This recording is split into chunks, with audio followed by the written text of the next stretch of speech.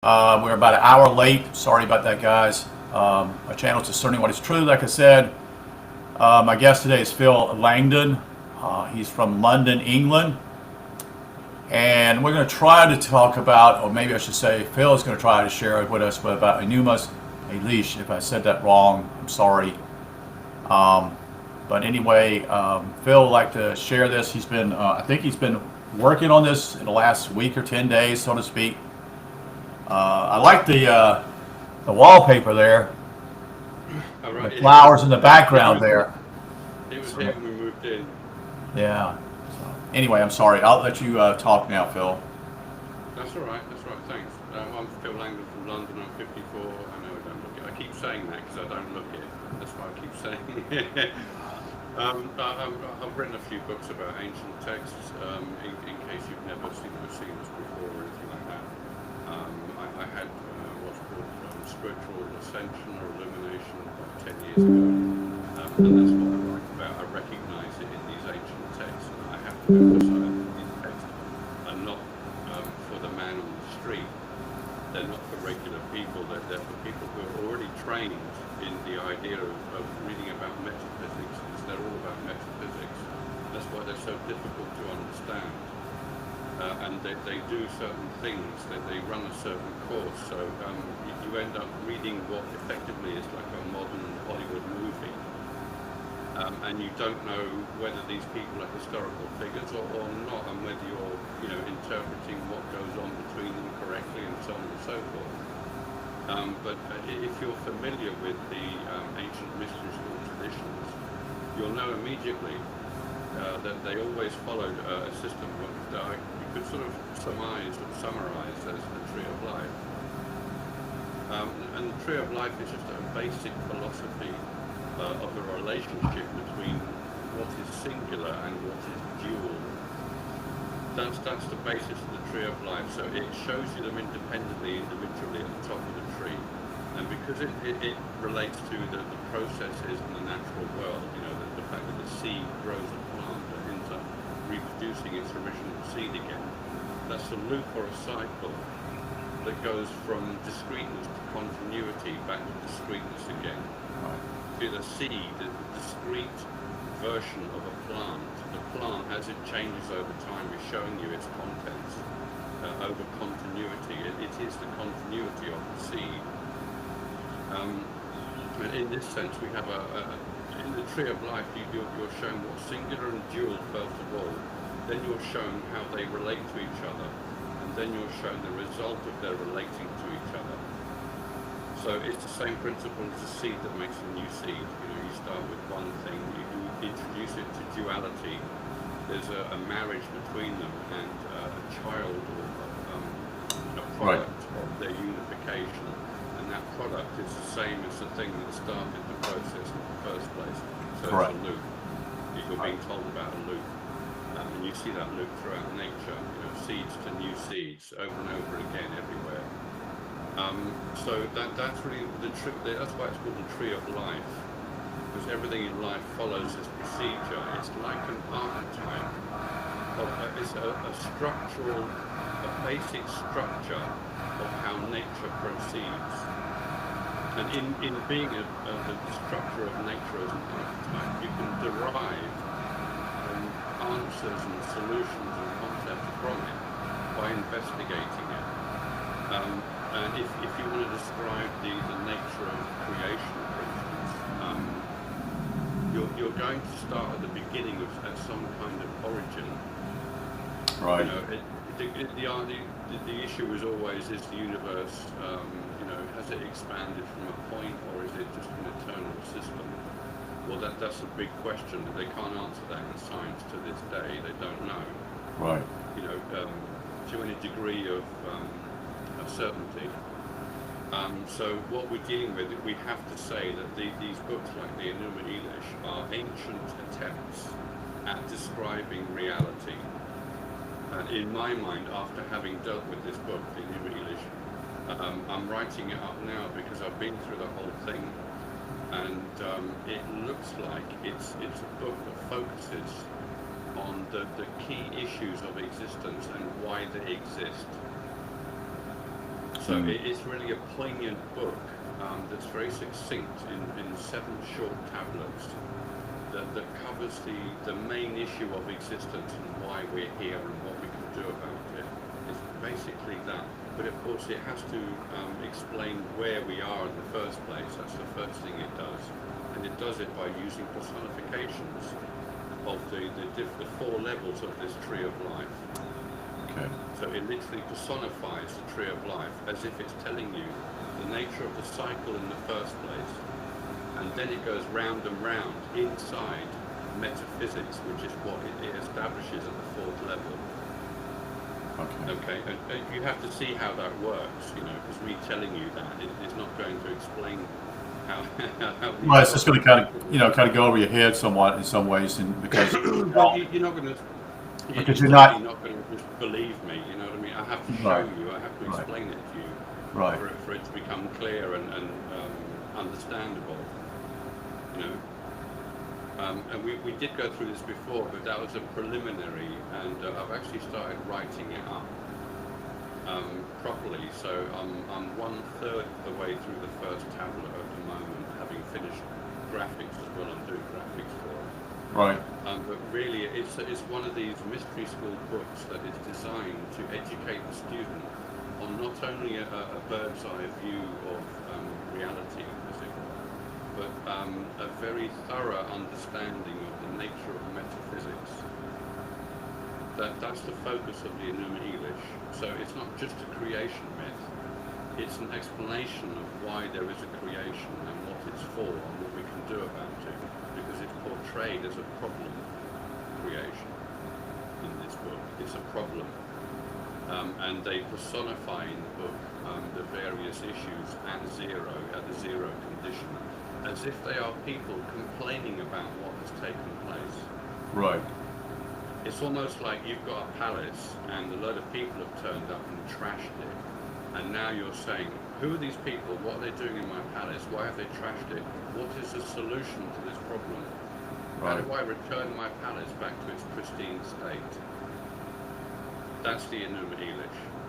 That's what it's about. So let me say one quick thing is for people just to kind of get an idea. When you said earlier, you said the tree of life, but then there's another tree called the good and evil in the Bible, and what it's trying to explain simply is that the tree of good and evil is revealing duality. Yes.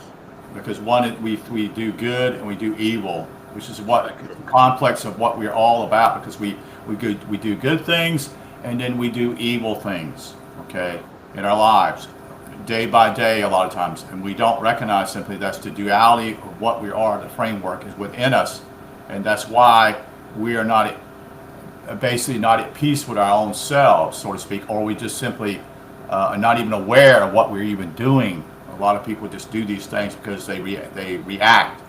If they've done wrong, they react in another way, react to do something wrong to them, whatever, that type of thing. While the tree of life is a singularity, there is no duality going on. And I try to explain this to people, and they don't seem to figure it out in a way, because they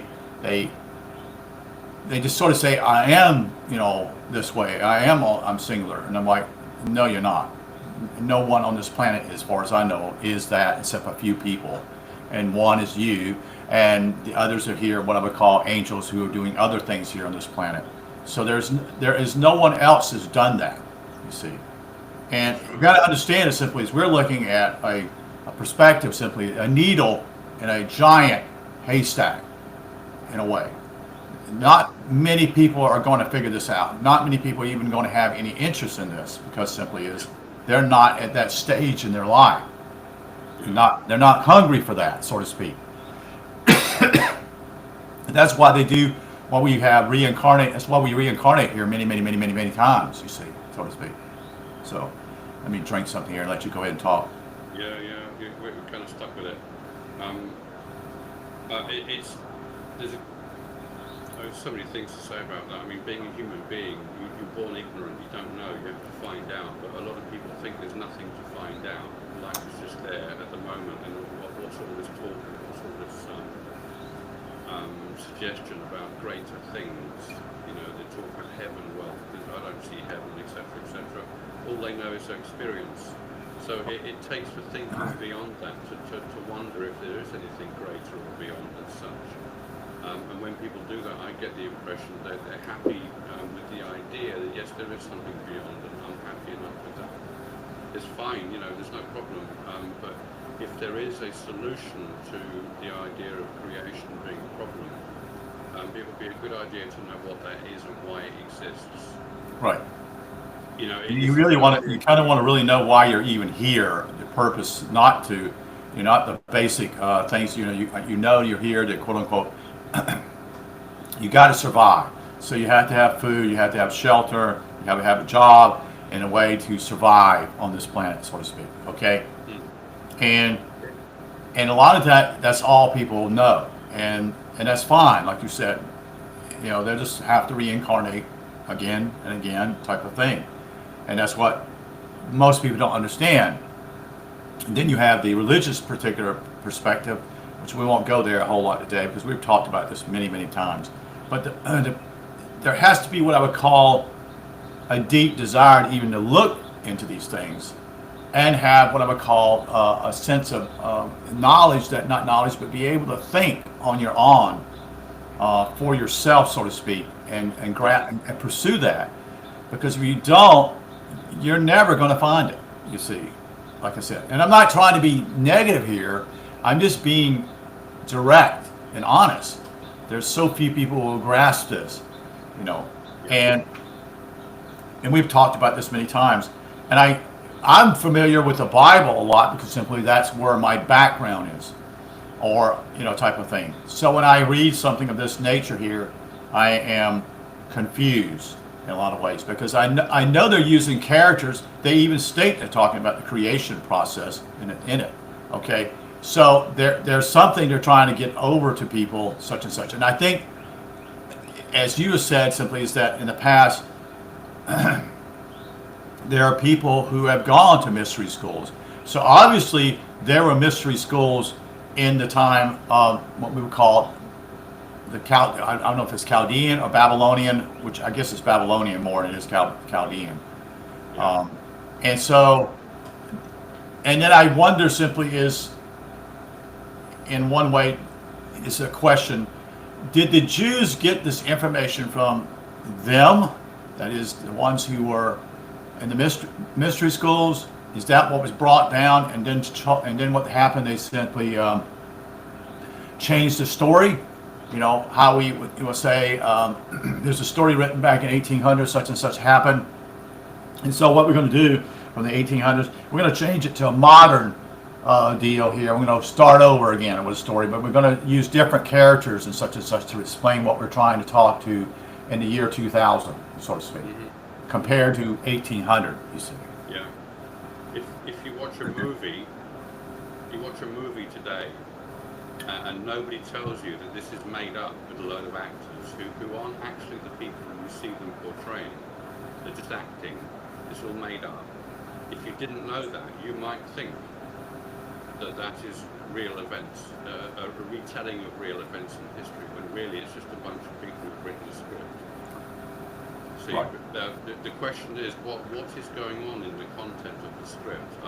Are we being educated about something? Well, with the Enuma Elish, we are being educated about something.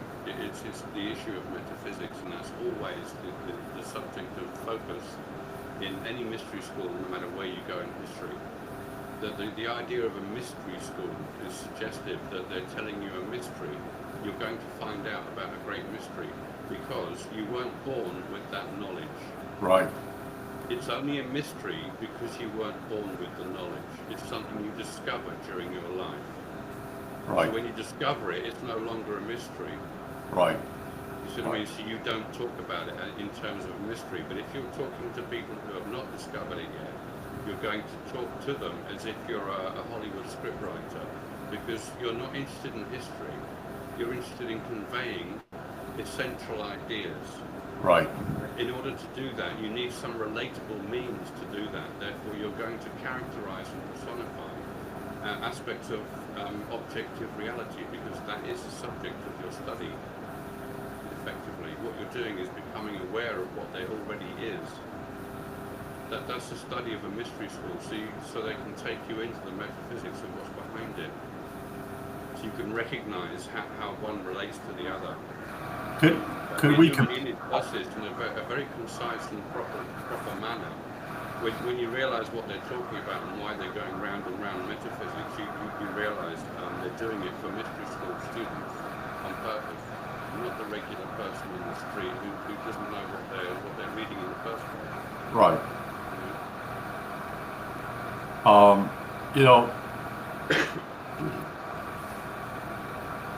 In some ways, the mystery schools were advantageous in the past, which we probably said some things about it.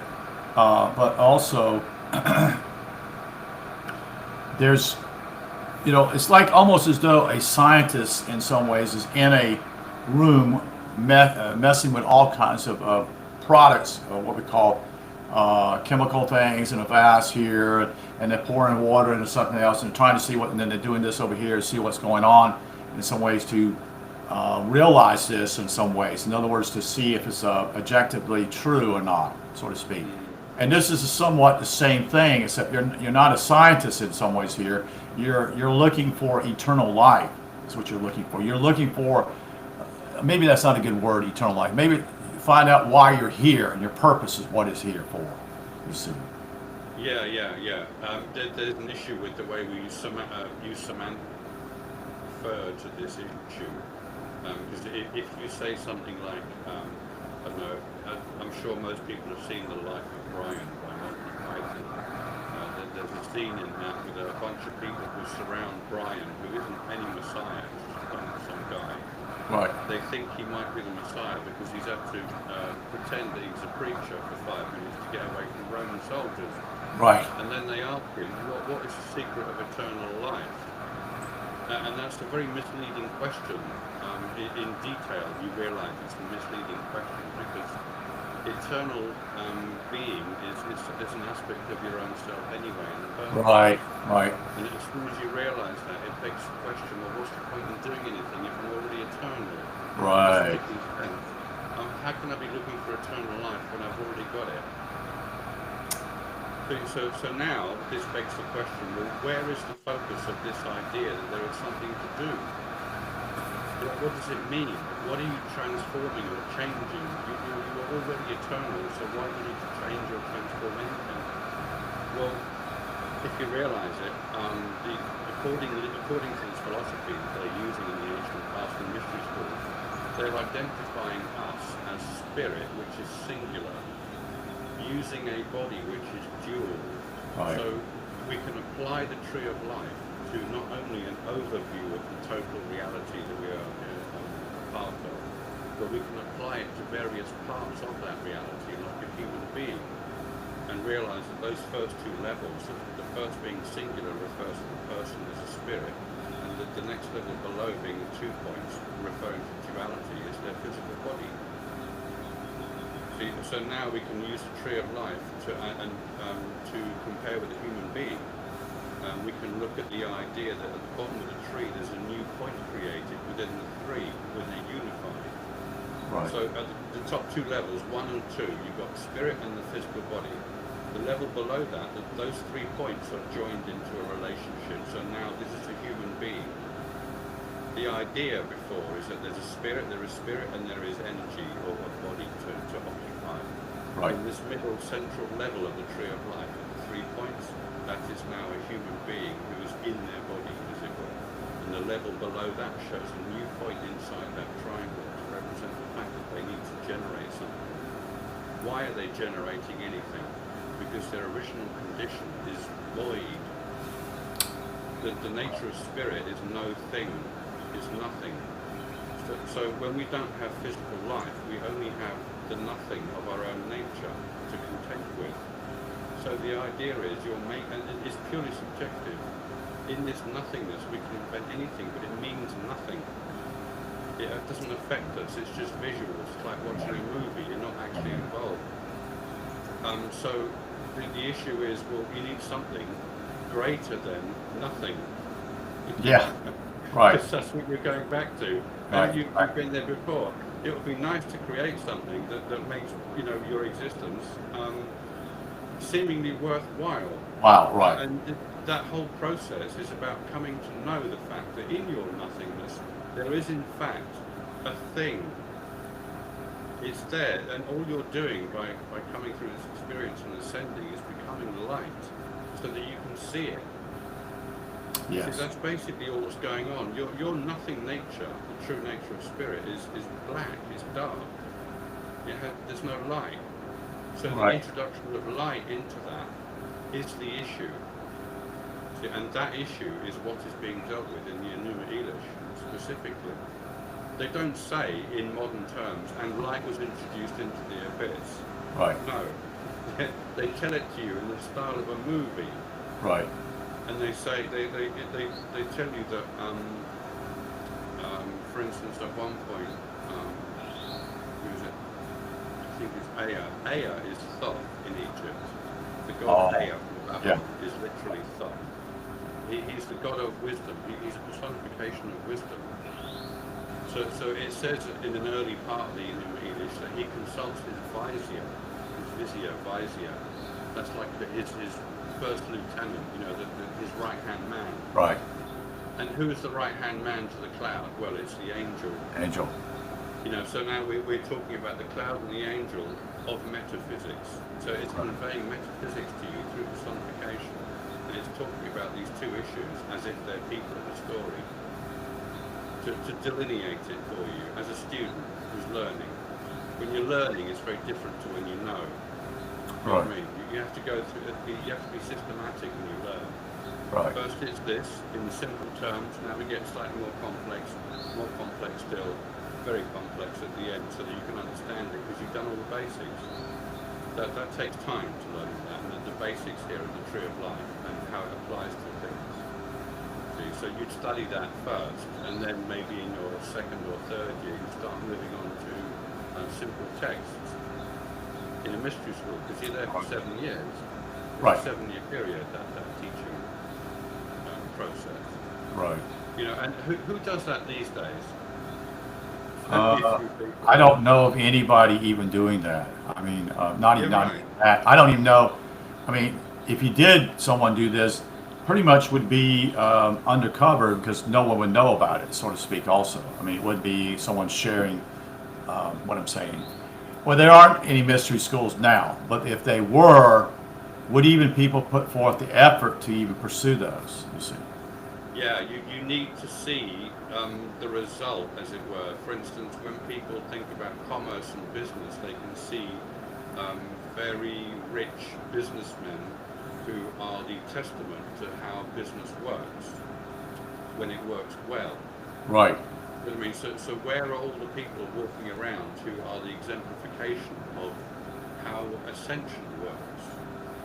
What we've got are basically a bunch of hippies talking about something they haven't done. Right. And I call them hippies because there's a lot of wishful thinking in hippie nature. Right. It's a little bit whitewashing everything. It's almost like it doesn't want to deal with psychology. He wants everything to be positive and bright and happy. Right. You know, That's what you're. Right. mentality. Yeah, but the problem is that if you want to create heaven for yourself and light up and be the angel, you have to deal with the shite. You have to deal with that because it's part of physical nature. It has its own ingredients and its own nature. We as spirit are not like that, so we have to get used to that and deal with it. You used the word. You used the word saying shire. Is that what you said? Say again? You said a word that sounded like shire. Is that? Shite. Yes. What does that mean? Oh, it's an Irish way of saying shit. Oh, okay. I didn't know that. Okay, because I was like, okay, I've never heard of that word. It's like, what are you talking about? I'm like, I'm sorry. It's like I wanted to clarify it not only for myself, but I thought maybe even the audience was like, what is he talking about? It's like some mystery word up here. It's like, what he's talking about. No. It's like an Irish person that when they say that's a lot of shite. Okay. Yeah, that's a lot of shit. Right. Right. Yeah, so you have to deal with the shit of life. You have to deal Right. with, the grossness of physical life. You really do. You're stuck with it. It's part of it, but it's not the purpose of it. It's not the point of it. A lot of people get bogged down with normal, everyday things in life and think, well, that's what it's about. Well, not really. There's a reason for it. There's a purpose to it. That's beyond all that, really. And here it is in these texts. See. Unfortunately, you get people today only translating it or interpreting it in terms of aliens and visitation in the past and all sort of thing, which completely misses the point. Yeah. Yeah. Totally, it destroys the point, in fact, because all of a sudden it's got nothing to do with ascension or anything spiritual. Well, it would be better that they quote unquote didn't even mess with it and let it lie, so someone else could. But the problem simply is that, as you're saying, simply is that it's used in a way that it's like aliens and such, and then it becomes a big bad a boogeyman, so to speak, in people's minds. And it's like, okay, and then people have to decide, do they want to pursue this boogeyman, so to speak, or not? Because they're like, oh, this is fearful. I don't know if I want to deal with this type of thing. And it's like, it's a way of someone, just like Peterson the other day when we did this long ago, a video about him. Maybe we did that. The Canadian guy who is a psychologist, and he's looking at everything. He comes in with a psychology viewpoint of the Bible. So he's bringing his own. He's not being objective. He's actually being subjected to his own particular perspective and looking at Scripture. You see. Yeah. And he doesn't even see it, you see, or he doesn't want to see it, so to speak. So he's coming in with a certain tint of glasses, thinking it's rose petals or whatever.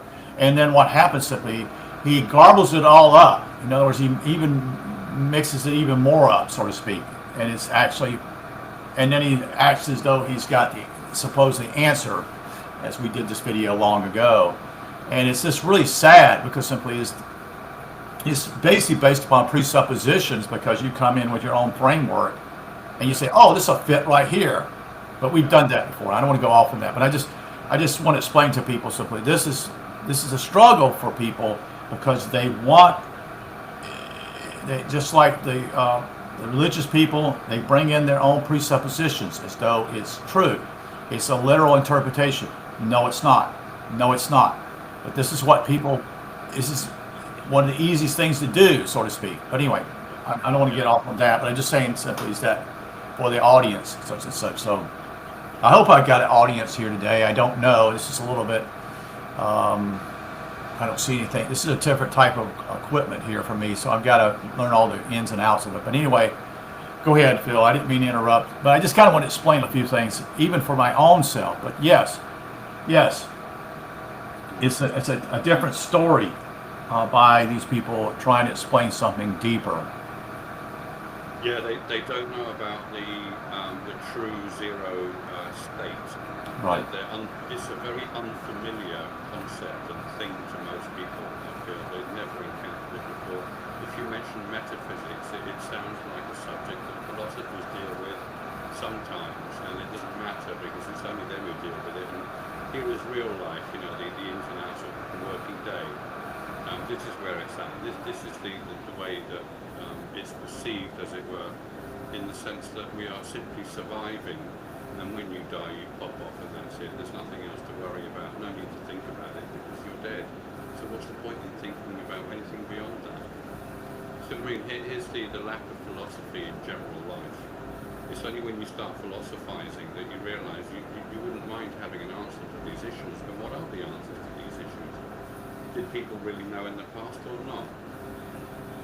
It's the idea of wanting to know things for yourself, which is what propelled me to get to the stage I'm at in life, as it were. I simply wanted to know what the best thing you could do with your life is in the first place, and then decide whether I wanted to invest myself in doing that. Right. It takes a while for you to pin it down, but you have to look everywhere, and see that they're trying to tell you something in religious texts. without knowing its metaphysics in the first place. I found out after that all they're doing is highlighting metaphysics in various guises for you, but it was designed, as we said before, for mystery school students who are already inclined in that direction. It's no good for some random person on the street to suddenly think they can understand what these texts are trying to say. Unfortunately, the edifices of religion have their standard interpretations of the text, and they usually end up taking everything literally. Because if they start saying, no, this is symbolic, it's open to interpretation, and you'll have 100 different interpretations from different people that cannot ever agree with each other. So Right. you must establish a standard agreement or understanding of these texts in the first place. Right. When you do that through the literal nature of them, if you take it like that, you end up with separated religions that compete against each other. But in fact, they're all Right. basically the same. They're all telling you about metaphysics. All of them. But, you know, Right. the It's Hindu version, it's talk about what's the word I'm resurrection, they never talk trying to about think of? resurrection or something we hear in Christianity. So I wonder if I can share a couple of graphics and show people this. Yes. See if I can do this. It's got screen and presentation. I don't know which you want to do. You want to do this your screen? I'll go screen. Hang on. Do you have that in front of you? Yeah. Okay.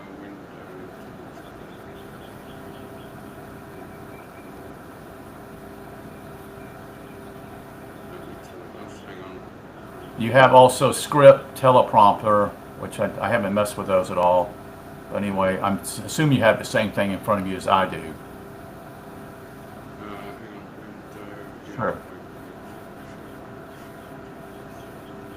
I'm going to try this quickly. Hang on a sec. Okay. Can you Wow. see this text? I see two bar. I just see me and you. That's all I see. Oh, the text doesn't come through. No. Okay, so yeah, all right. It's like an echo of you and me. Two, Yeah. like that. The sharing choice is. Hang on, let me try presentation. Okay. Oh, it's not doing anything. It's not allowed that one. You have also script and teleprompter. But this is all new to me. So All right, let me share the entire screen, and I'll go to my. okay, there comes something opens up like a black thing. Yeah. It says tablet 1. Yes. So you need to scroll it up, so to speak, and can you make it larger? Yeah. Okay. Okay. Can you see that? A little bit larger for me. Yeah, that's probably about it right there. Right there is I fine. can't get it much larger than that. That's fine. I see it. I see it. Okay. So here's the opening of the Enuma image. The very first thing it says is it tells you what there is at 0. And if you look at the image, can you see that image? Yes, I can. Right. That's what they're describing at 0. There's no angel. There's no light. It's just a black void and a cloud. That's it. Right. That's how every one of these texts, including Genesis, describes the opening scene of creation. Correct. This is 0.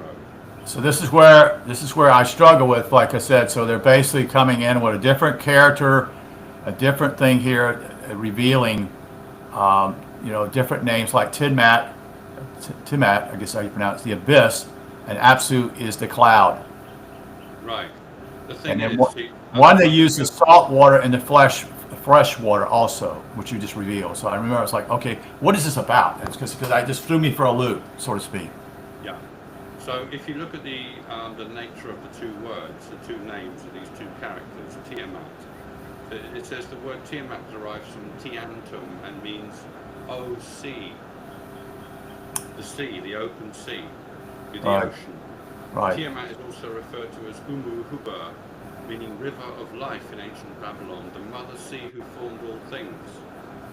Well, I'm very familiar with the Bhagavad Gita, and Right. you're hearing about exactly the same things in the Gita, and it simply calls Tiamat Prakriti in the Gita, but that's Indian Sanskrit language. Right.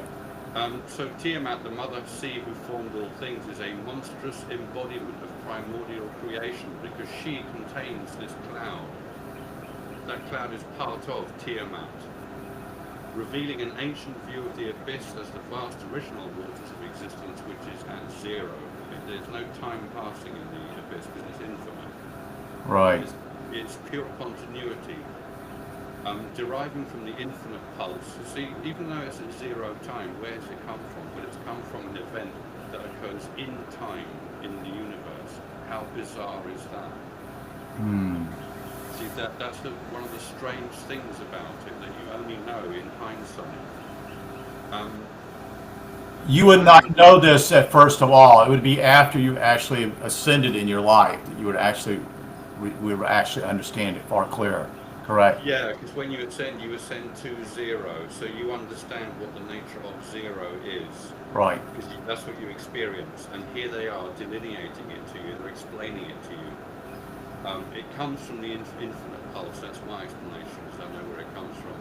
Tiamat is the origin of the zero state, and therefore everything in existence comes from her. She gave birth to them all, is what it says in the text, as the original issue. With the infinite pulse, Apsu, the cloud, is the first product. So with the opening of the abyss from this infinite pulse, the cloud is produced directly as a result from it. So the abyss and the cloud are made together at once and are both aspects of the timeless zero state, and that's what they explain in the text. That they're both originators. Okay. So Apsu means AP or AB means water, and Zu means deep. So it means deep water, but there's a reason for that. And it's the name for fresh water from underground aquifers.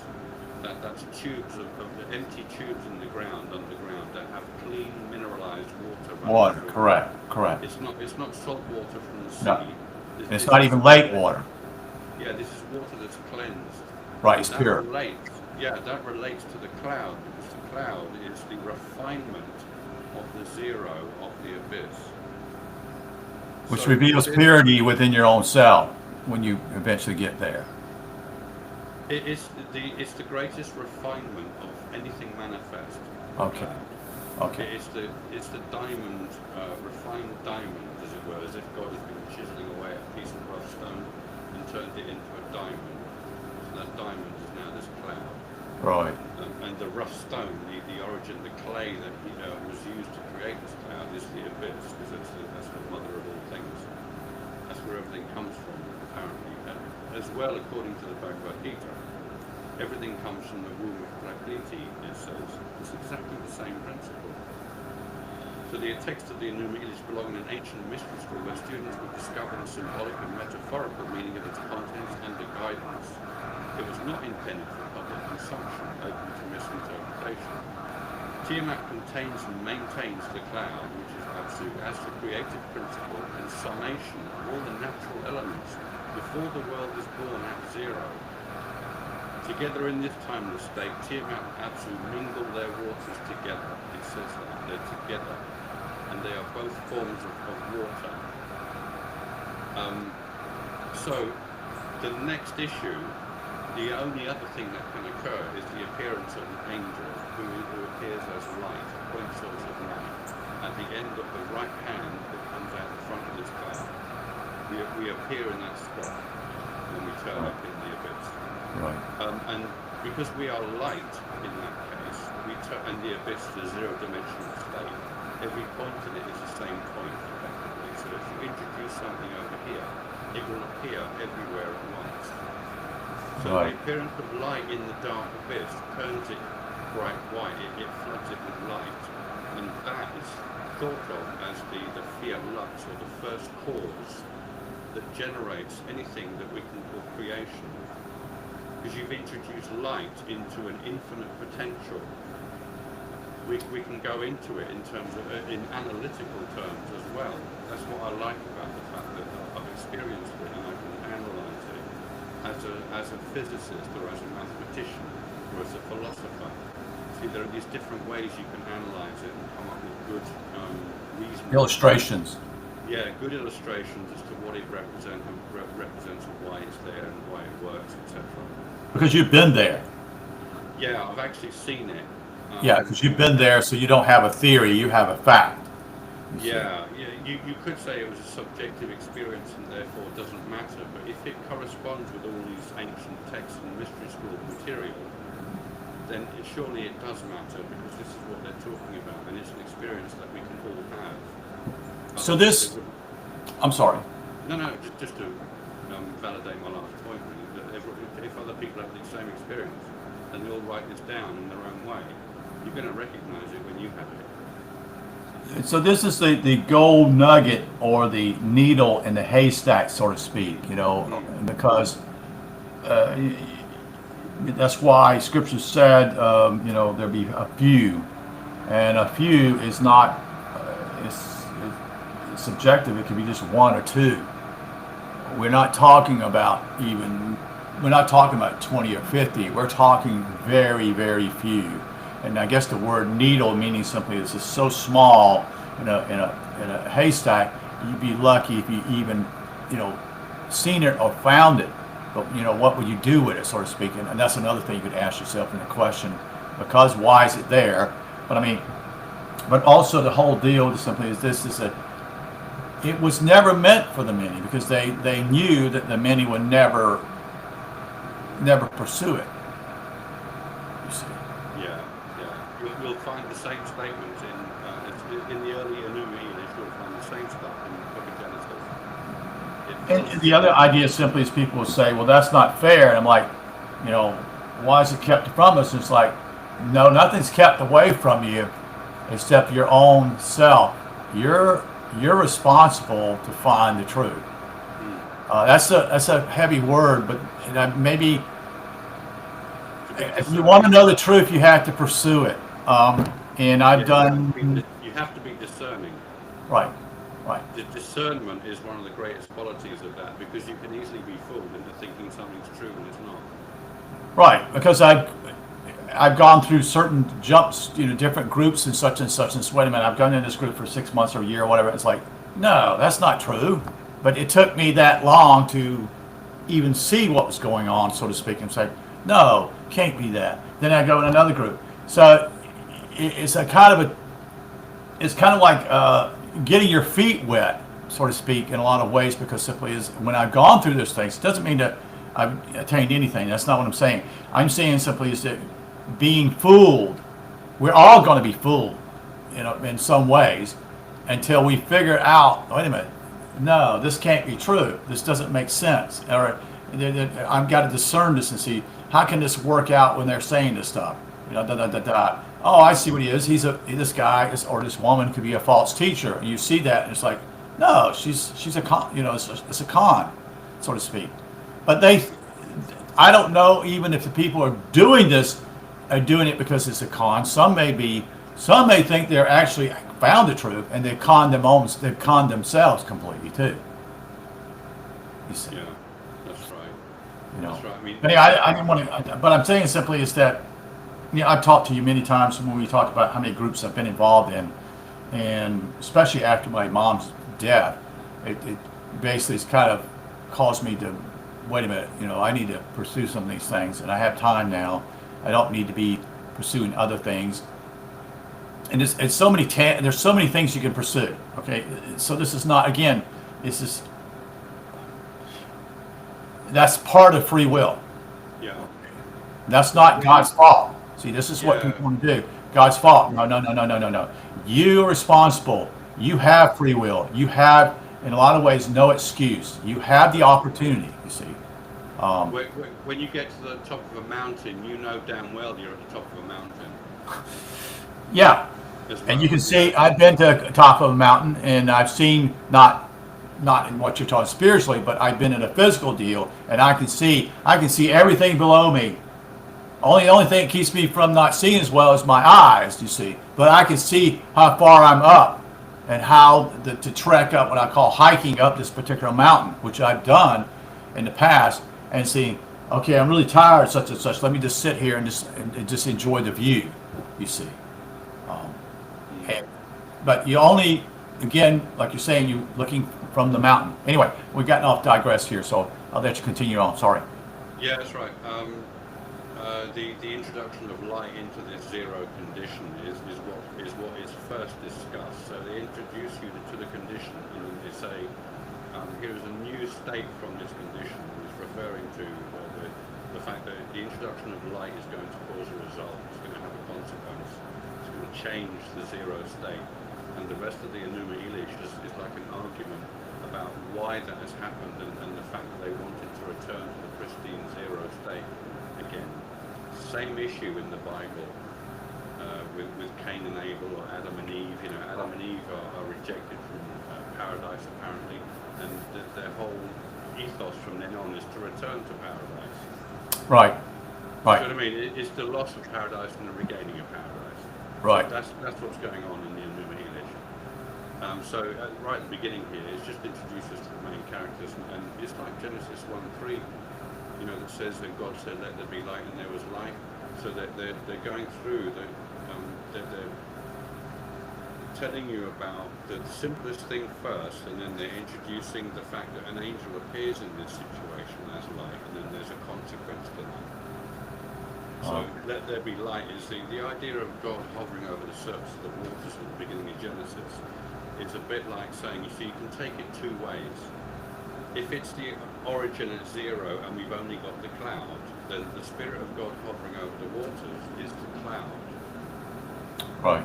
You see, and then the cloud, of course, at the end of its right hand, the angel appears. This is the process in many, many texts, especially in Gnostic texts, that talk about the cloud first, and then something happens, like a shaft of light appears in front of him.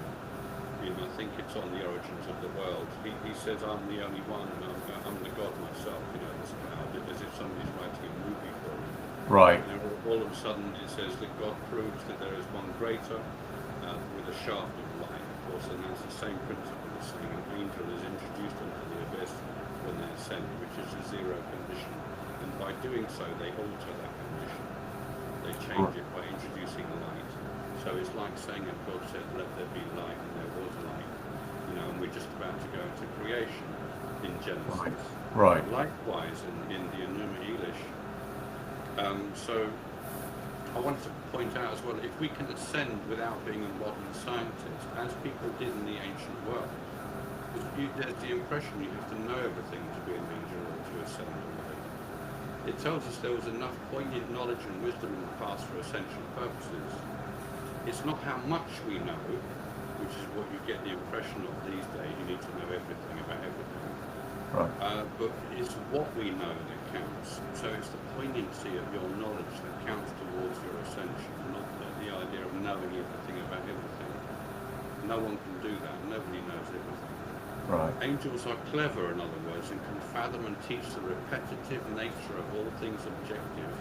That's the natural world. It's very repetitive. And metaphysical through sacred geometry, natural philosophy, and allegorical myth, like in the Enuma Elish.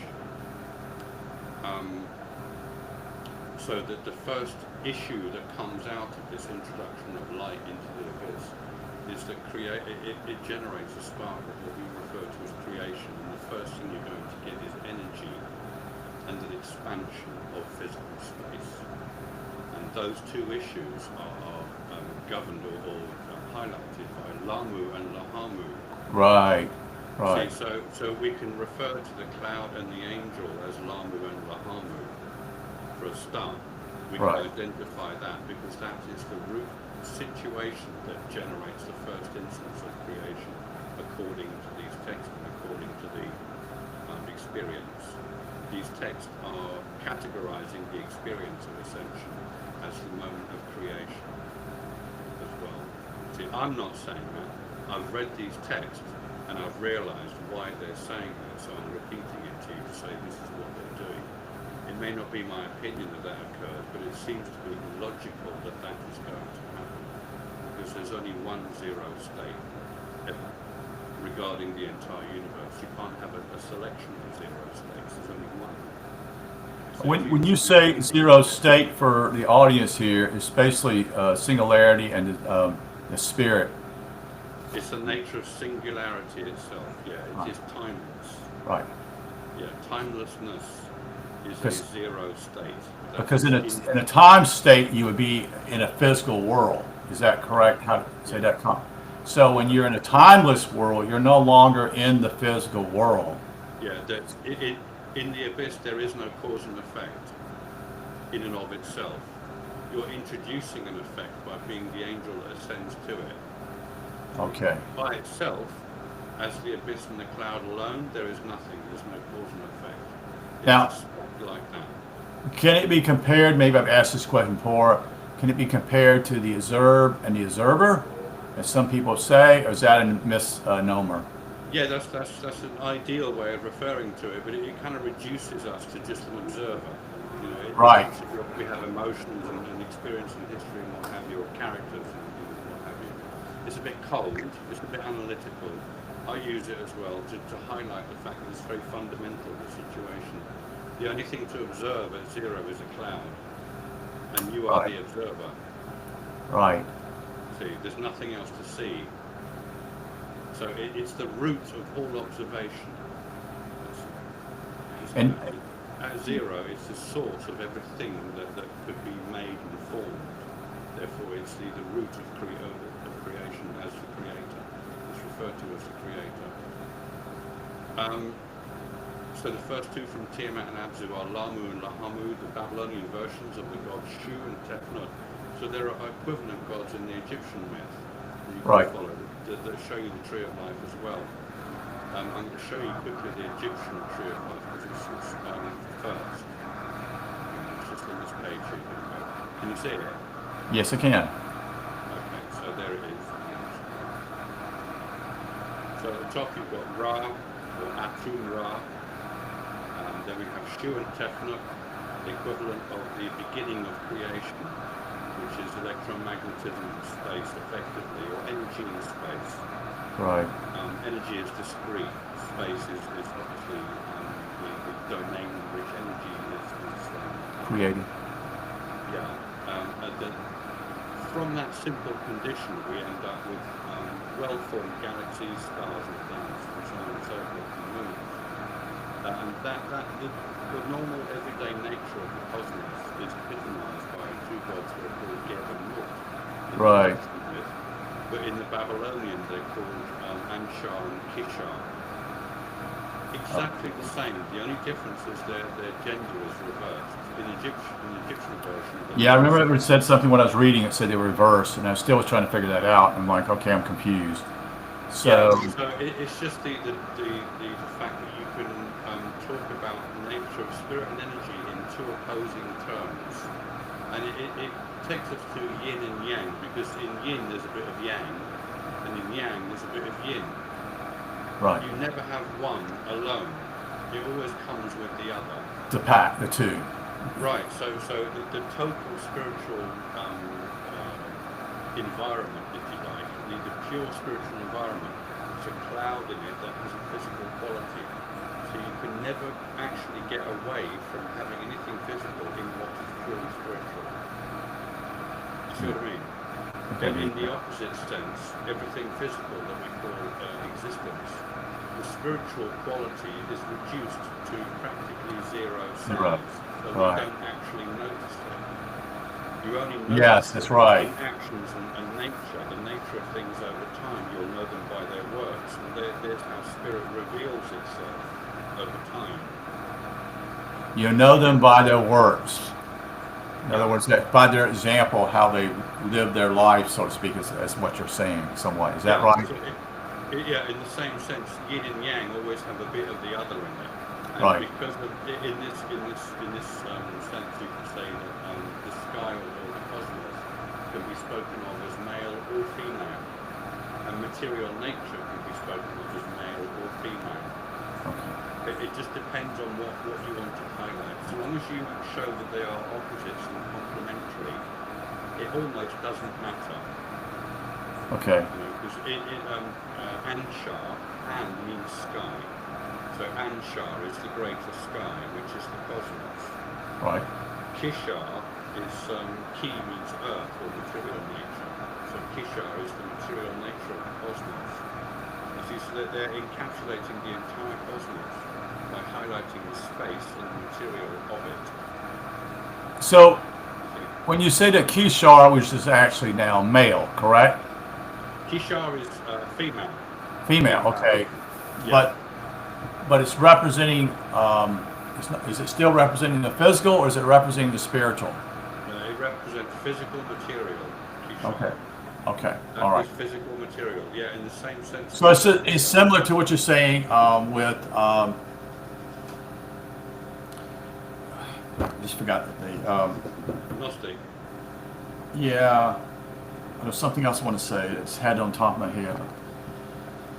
Kind of, drawing a blank. Go ahead. It just reveals basically the duality again in our world, so to speak. But there's what you're saying somewhat is that there's speaking of there's qualities in one and qualities in the other. You can, for instance, you can talk about space as if it's a womb Okay. that contains stars and planets that harbour life. Well, then it's Correct. a womb. Right. Therefore, we can talk about it in feminine terms. Correct. But you can also talk about space in its transparency in etheric terms, like spirit. And spirit impregnates matter, like a male impregnates That's a like so female. female. So now the sky is male. Right. Okay, I see what you're saying. You see, So they're using. Okay. So all that the Egyptians are, they just changed it because that is after this particular works were done long ago before the Egyptians. That's right. Okay. That's right. All they did was they Inverted. highlighted certain things. And, Right. And when you do that, you characterize it accordingly, and it makes a little difference in a way. So in reality, if you can actually grasp this part, what you're sharing here on the screen, helps you to grasp other works that are done in the past also. So it's kind of like a framework, so to speak, Yeah. What which you're allows you to even to be able to read the story of what you're looking at to see what is going on. Yeah, Instead of, it's to contextualize the story. right. Yeah. And so who are the other ones down here? The other four here, you have revealing here at the bottom, Osiris. Isis. Isis. So they would be referred to in the Enuma-Elish or the Babylonian system as the Anunnaki. Okay. So and here they represent the level of the rational human being. See that the product of creation is a rational creature that can recreate the original state. Like a seed in a Yeah, tree. and there are four of them because there are four elements. Correct. So Right. it's literally delineating the four elements and personifying them as if to say, well, the ultimate product of all these, this four-element universe is a rational being who can reproduce the original seed. Right. Right. Okay, and that's where the Anunnaki title is. Anu, An meaning sky, Nu like an Egyptian Nun. The waters of Nun is the abyss. Okay. So Anu is the sky of the abyss, otherwise known as the spiritual sky. So Anu Naki, Ki refers to material nature on earth. Here's why people think that it's the children of the sky and the ground, or the sky and the earth. That's a metaphor to suggest that when you unify dual opposites to become an angel, you are unifying metaphorically the sky with the ground. Right. So you do that symbolically with the rising sun at the horizon. That represents the unification of the sky and the ground in these terms. Okay. Anunnaki are those who unify sky and the ground, which is an angel. Okay. So these four gods at the bottom represent the person, the totality of a person, let's say. The Set is an evil god of chaos, so he represents your physical body. Osiris is the king of kings, he represents your anointing. See? Isis, your intuition and your spiritual power, and some people refer her to your kundalini, but I don't talk about Kundalini because I didn't do any yoga. Right. It wasn't down to Kundalini for me. It was down to understanding and attitude. Okay. And then you've got Nephthys, which refers mostly to emotion. Right. It's the emotional content we have. Both these ladies are very spiritual in their associations to the birth of the person. Notice Okay. then there's three in one. There's Osiris, Isis, and Nephthys that go together as if they're three aspects of spirit. And you've got the one outstanding, which is Set. You've got a chaos, which suggests physical nature or turmoil. Right. Physical nature of the cosmos is referred to as turmoil in the Enuma Elish, and is the problem that needs to be solved. Yeah, because The solution is given when Marduk appears. right. Even though you've been told already about the production of Anu and Nudimud. Anu and Nudimud are the person and their anointing. Anu, of course, means the spiritual sky. So when you become anointed, you generate the spiritual sky. Okay. Let me show you there. You That's can see right. my screen, right? Yes, I can. Sure can. There you go. Here you go. So here I'm identifying the salvation moment in terms of Anu and Nudimud. Anu is the abyss, but we are the abyss. Right. So this takes explanation, because now it looks like Anu is the spark of light and not the abyss. No, Anu is the abyss of the angel who is represented by that spark of light on the left. You can see. In other words, logically, the abyss is the continuity of the discreteness of that light. So we are two opposite ends of the same thing. We, the angel, are the abyss and have become a discrete light in our own continuity, which is the abyss. So that the light and the abyss are one part and parcel of each other. See? Well, when we expand the abyss from us, we are the discreteness of that abyss. It becomes personalized, Personal. not an objective issue at the beginning of time anymore. See, it's very, very deep. It takes to explain these things because you don't normally think about them. You don't normally understand the nature of the abyss. Right. It's very hard to grasp, as it were, Right. infinite void. Correct. Nudimud is literally explained as another version of Ea, Okay. God of wisdom, who is Thoth, personified or manifested as this cloud. The cloud is the manifestation of the gaining of wisdom. Right. Okay, so I'm going to take you back up. You can follow me here, can't you, my screen? Yes, I can. I see you scrolling So down. now, here we are at the Tree of Life, Correct. and I've modernized it. Yeah. I've You got black holes here. modernized it because I've never seen anyone do this or identify what it's talking about. Right. So here we are applying it to the objective reality, and the first two levels can be taken both as metaphysical aspects of metaphysics. That distinction between zero and infinity you see in that triangle in the top right hand corner Right. is like a potential. It's a scalar potential, that would be called. Scalar. Which, when you say that potential is the possibility of something happening, is that correct? Yes, Okay. that's correct. Okay. Yeah, all numbers are contained between 0 and infinity or 0 and minus infinity. I mean, we don't Okay. really talk about negative numbers, in realistic terms. That's more like mathematical wranglings using negative numbers. Right. We don't need to go there. You can simply think of what's between 0 and infinity as two extreme opposites of every single number that you can possibly come up with. Within those two limits, you're going to have every single number in existence. Correct.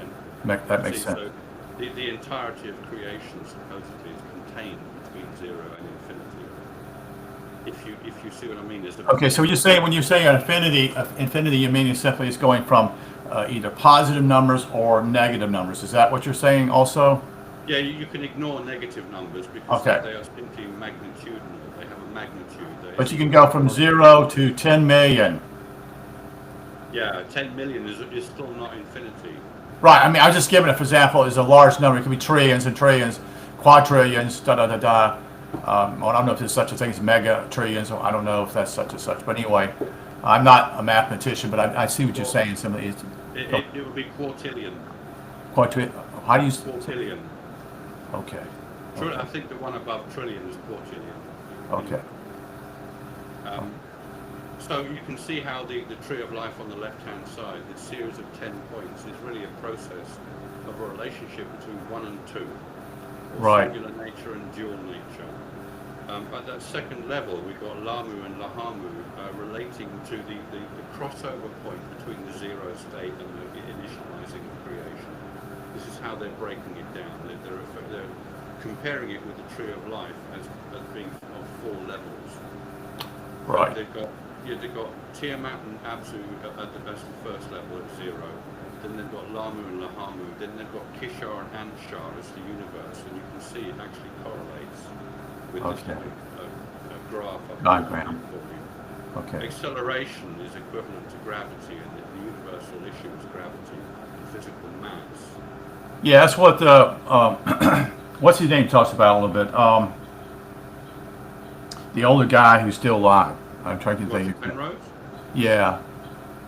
Is he? Well, he's not going to talk about the tree of life. No. He speaks about gravity, which Yeah. and Well, most he's- people. Go ahead. He's a top physicist. Yeah, he knows Correct. what he's talking Right. about. Yeah. But he says some things about gravity has effect upon such and such. What he was trying to do when I read somebody or watched his video, he's trying to figure out where the point of quote unquote life began, so to speak, or the creation, and what we call the great. Theory, Pardon me. the grand unified theory. No, well, I don't know if it's called that. I just basically when everything began, and he calls it. What is this? I know the word. The Big Bang, but he's saying simply is that gravity was. We sometimes as scientists, he was saying. I think he's saying that we kind of leave gravity out, and he's saying that gravity is a key deal with that. If I'm correct, if I'm understanding that correctly, is that? Effectively, we don't want to go into a physics lesson right now because that takes too long, and it would take us away from this, really. Yeah, I'm sorry, that popped in my head because that was a question that I wanted to ask you long ago, and we haven't been able to meet. So that's because I have questions here sometimes. So, This is applicable to Einstein's special and general relativities. These two Okay. issues here. The Okay. second level, you'd think of as special relativity because it's just light. The expansion of electromagnetism or energy is really special relativity. It's dealt with in that subject. okay, And then the development of special relativity becomes general theory, and that is now applicable to the third level, which refers to the universe, which has a mass. And of course, gravity and acceleration are equivalents. They have an equivalence. So if acceleration is our second rate of change in this scheme going down the tree, we have a third rate of change, which generates control, which effectively corresponds to the idea of having a braking system, like a car. right. I think on brakes, right? Being able to control the brakes vehicle, allow you to control the acceleration. right? Either way, right? Do you know what I mean? So if we Yeah. translate that into the natural physical universe, the only kind of braking mechanism there is in the universe is a black hole. Oh, It okay. pulls everything together. It's got the highest mass, so it's the opposite of expansion. Oh, because it brings it in deep and makes it small. It now One. focuses, and it becomes like a cycle point or a point of transformation where it can take raw material and turn it into something that's usable. Right. It's a bit like that. So you have a black hole at the center of every galaxy, which is It's like the ingredients for a cake, or so to speak. All the ingredients have to be brought in together in order to create the cake itself. yeah, that's right. It's just an accumulation. Right. There's right. They're all brought together and then they're mixed and whatever and and then Yeah, it spans. right. And we can apply the tree of life to this system, this universal and cosmic, because it's doing what trees do. They start with a seed that defines a position, that grows something in continuous terms, that redefines the original discreteness that produced the continuity.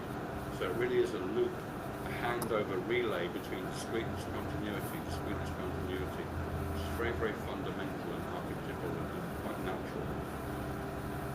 And here it is delineated in the tree. So it's said in mystery schools that the tree of life is the archetype of all things. Therefore, we can derive our reasoning and logic from it and apply it at every scale that exists, whether it's a universe or a person. Okay. So it depends how you apply it at the time. It's referred to as a discrete mathematical entity, to say the tree of life, because it's points and lines. It looks like discrete mathematics, is what we call discrete maths. And I remember, Whole subject. I'm sorry.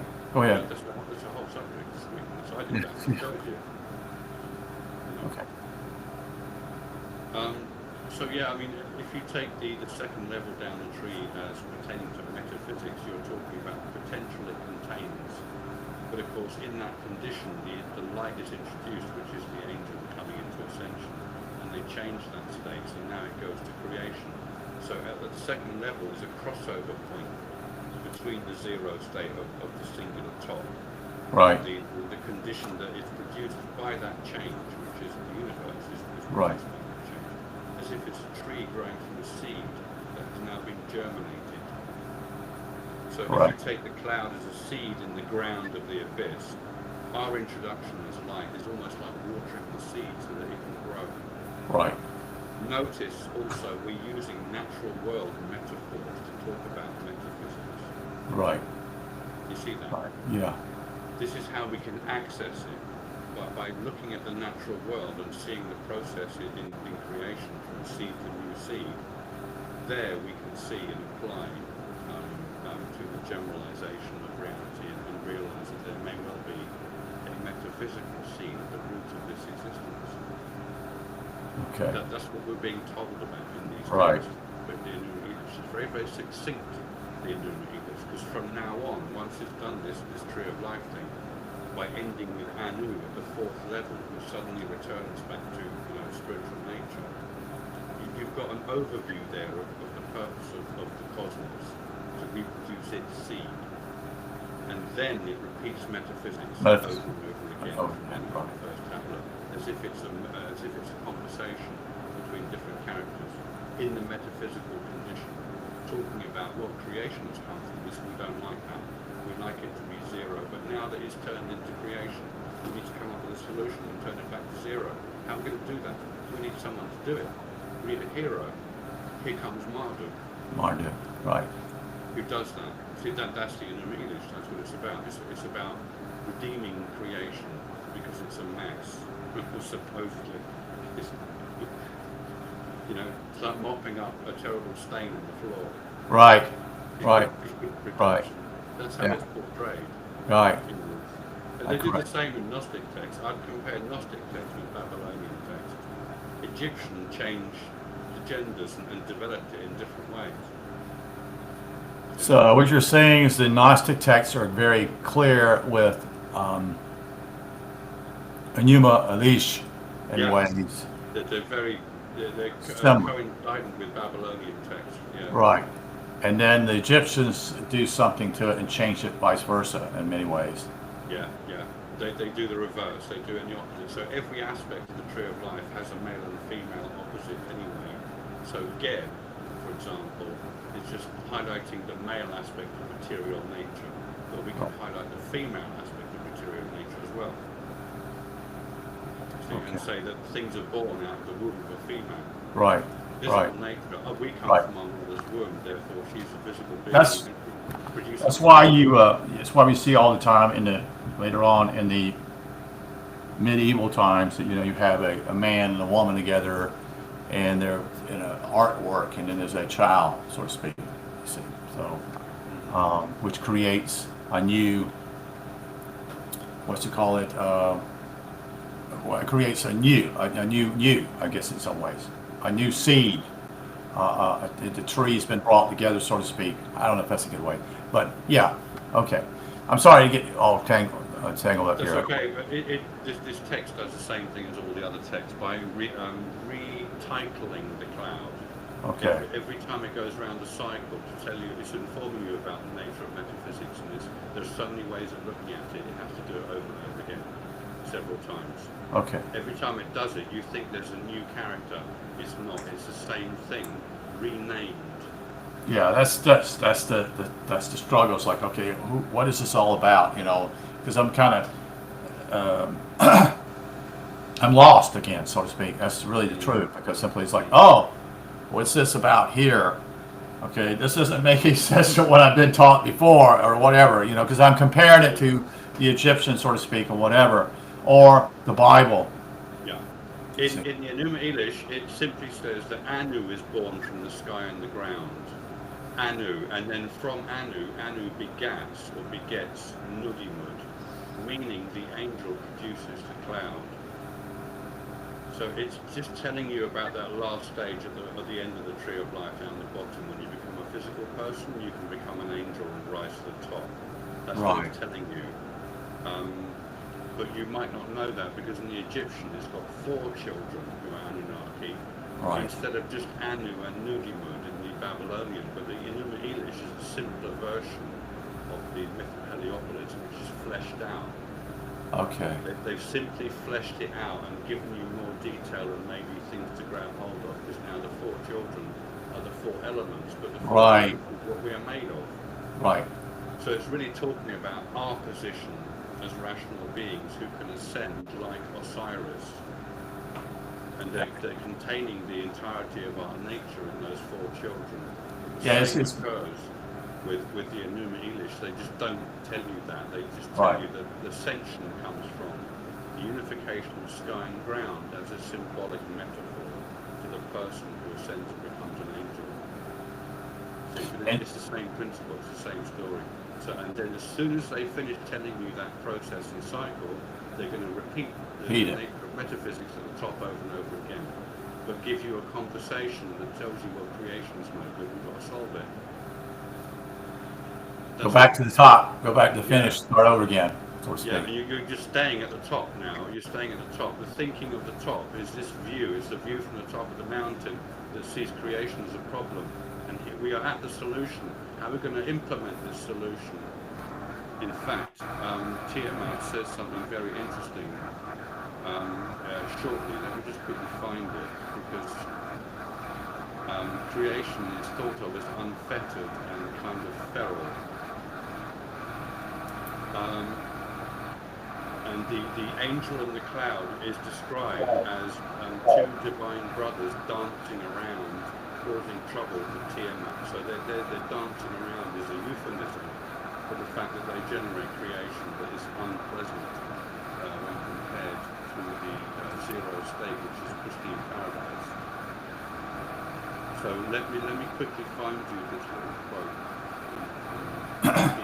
I'm gonna get some water real quick. So just yeah, sure. Here it is. I'll tell you what it is. Abzu addressed Tiamat. Their behavior has become displeasing to me, and I cannot rest in the daytime or sleep at night. I will destroy and break up their way of life, that silence may reign and we may have sleep. When Tiamat heard this, she raged and cried out to her spouse. She cried in distress, fuming within herself. She grieved over the plotted evil. How can we destroy what we have given birth to? Though their behavior causes distress, she's being wise now, as it were. Let us tighten discipline graciously. See that little statement would slip by most people unnoticed. yeah. Let us tighten discipline graciously. That's like saying, how do we deal with creation? These creatures are going to live and die and come to zero and expect something better than they had before, but they were supposed to make it while they were alive, and they haven't. Let us tighten discipline graciously. What are we going to do with these people who are coming back out of creation, expecting something? Well, we have to tighten discipline graciously. Tell them, go back and make this cloud. I'm not gonna hurt you. I'm not gonna force you. Excuse me. Can you see that refers to the dealing out of judgment? in your condition. Let Yes. us tighten discipline graciously. The way to deal with this problem is to make sure people realize and make the cloud of heaven for themselves, because it cannot be done for them. It's your responsibility to do this.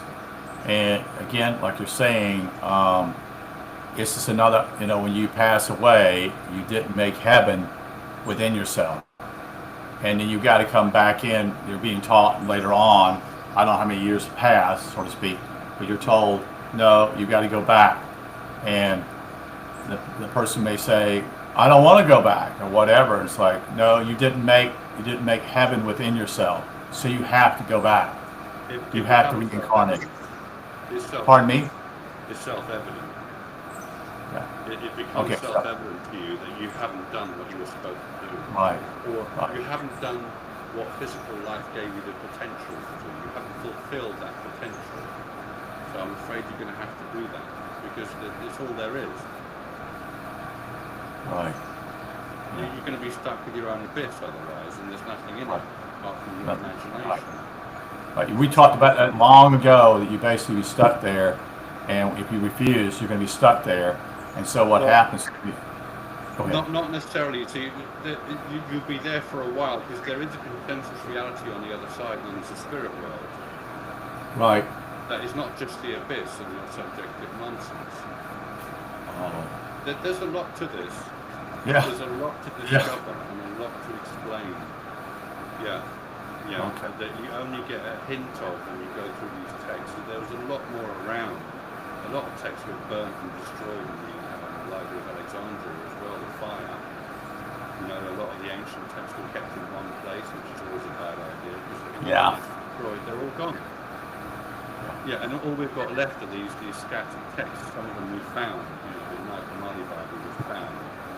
And we just recently found them, in basically in the 1940s, 48, I guess it was, and one in the Dead Sea Scrolls at 48, I think, and 54, and the ones with the Nag Hammadi scriptures, I think it was too. Yeah. Okay, so I'm guessing that is what I recollect, but it's so we're just if I understand you correctly, we're just getting a snippet of some of the things. We're not getting the whole gamut of what was at the library at Alexandria.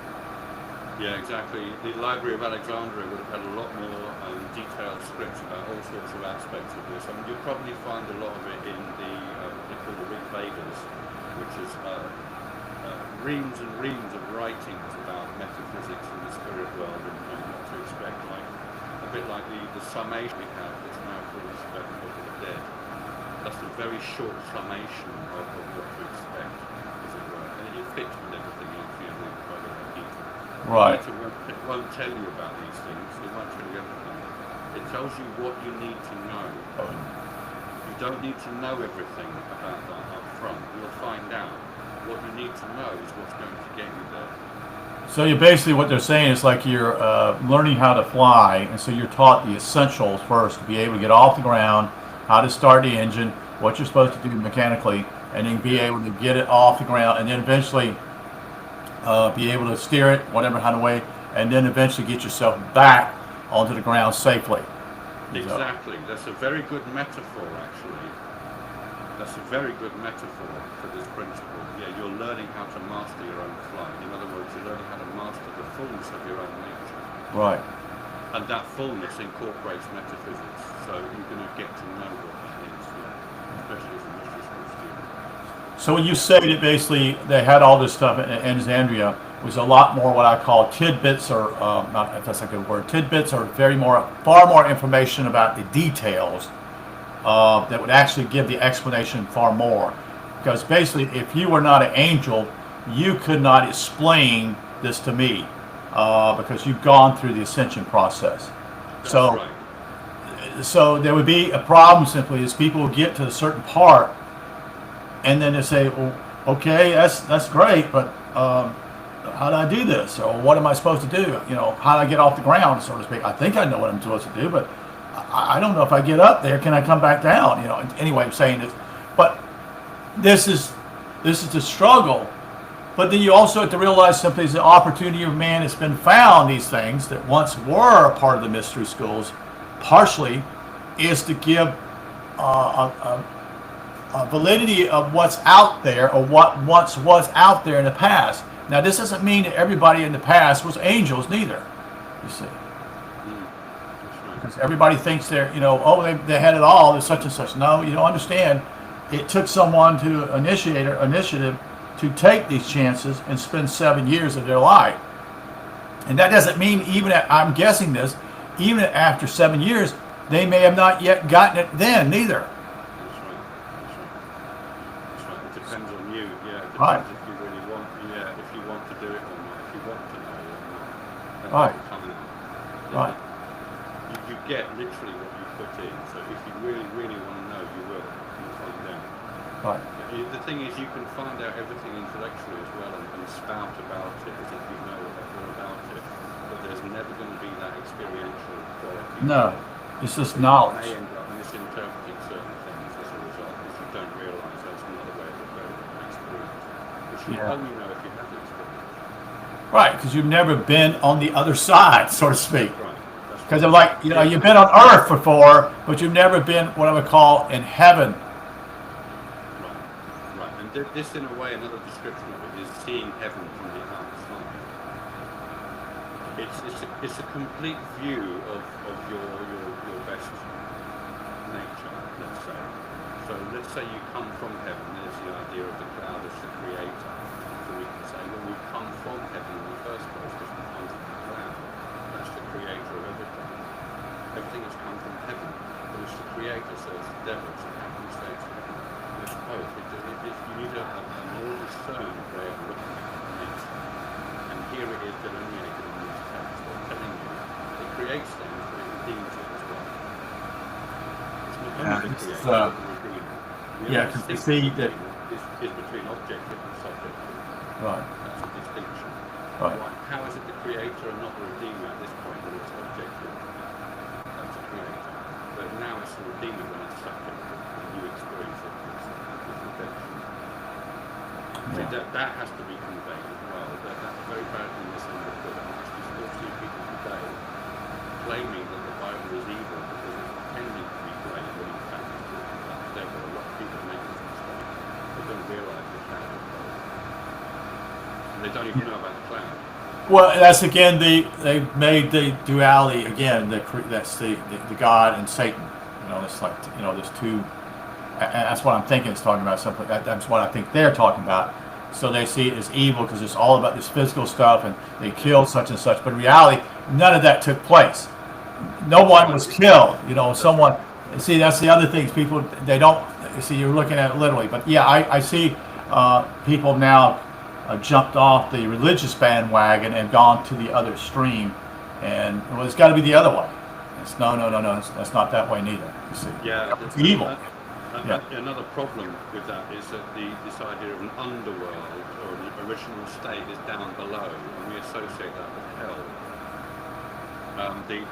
The resultant state is heaven, which is above.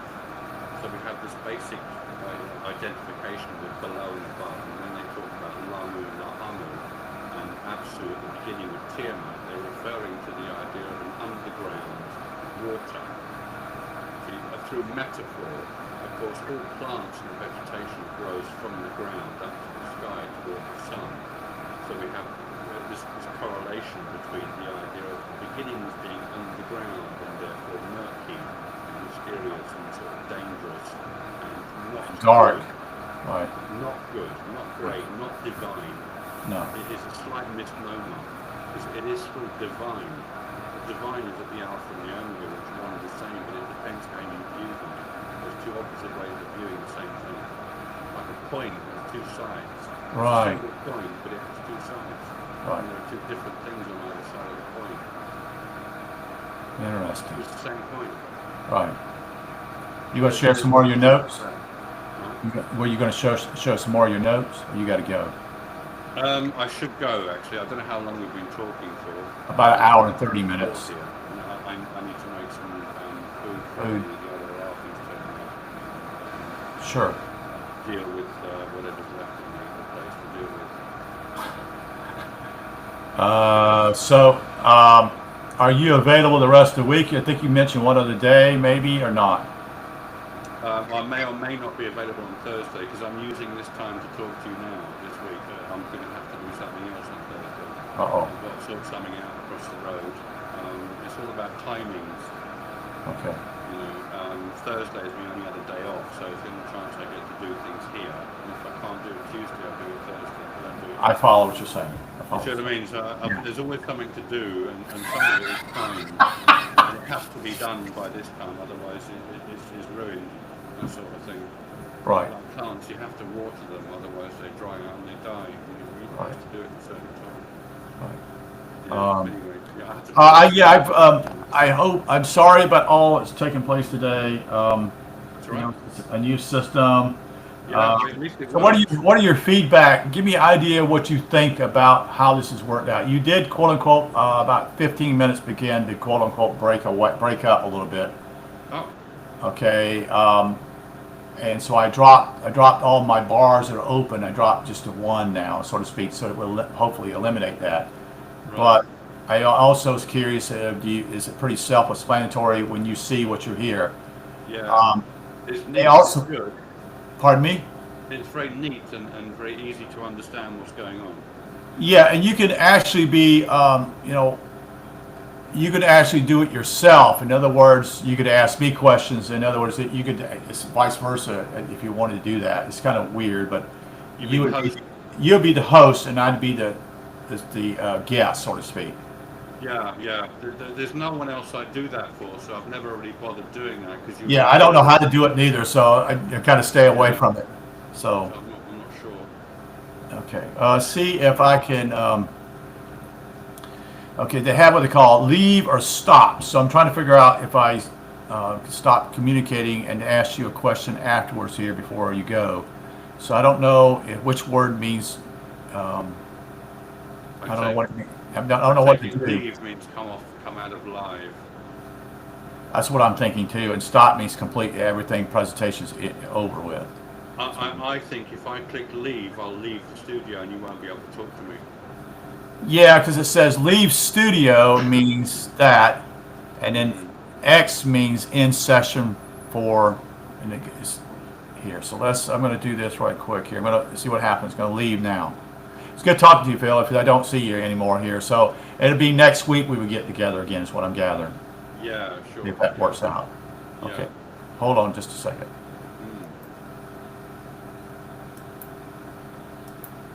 Okay, I'm pushing leave and it's not doing anything, so I'm trying to figure out, okay, am I supposed to go up here? Okay. It's still live. Leave studio. Right.